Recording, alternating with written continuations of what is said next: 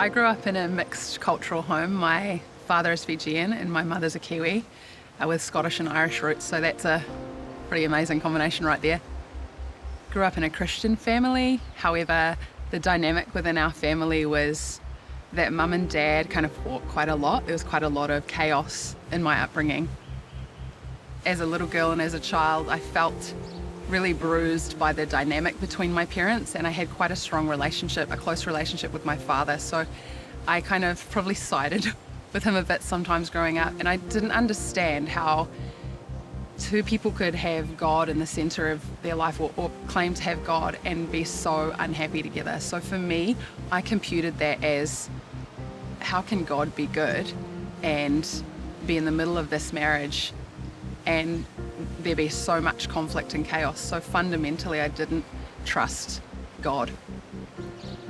I had a lot of questions for people in the church and for my own parents, and I wanted those answers. Also an experiential learner, so I think if people weren't going to give me the answers, that wasn't enough for me. I would go searching for those things. I went to uni to study art and design, basically, photography, and someone who was a mentor in my life in that season, who I really looked up to, we ended up getting into a romantic and secret relationship for a number of years. As a 21-year-old, I was still very impressionable, and this man was in a position of power, and I think he was obviously broken as well, but I was a secret because there was another relationship that he had. So I remember finding on his computer that he had been basically rinse and repeating the process of how we entered into this relationship. He was doing that with another, a woman younger than me who was also a student of his, and it just broke the bubble of lies that I was believing. I heard the Holy Spirit, just that still small voice, say to me, this is not what you have to choose for your life. I know you thought that you rejected me, but I've never rejected you. And that was a turning point in my life.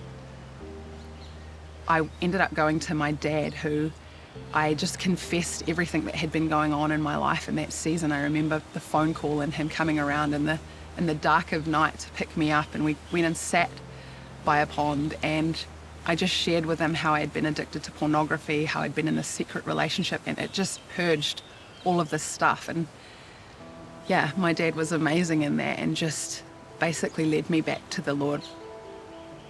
One of the revelations I had about pornography for me is that it's not just an issue that men face. So often we hear that in the church, especially that this is a male issue, but I believe it's a human issue, it's a heart issue, and it was this need to be loved. And pornography came in to fill that need. It's a counterfeit intimacy, it's a counterfeit love. So that was my experience of it as a woman.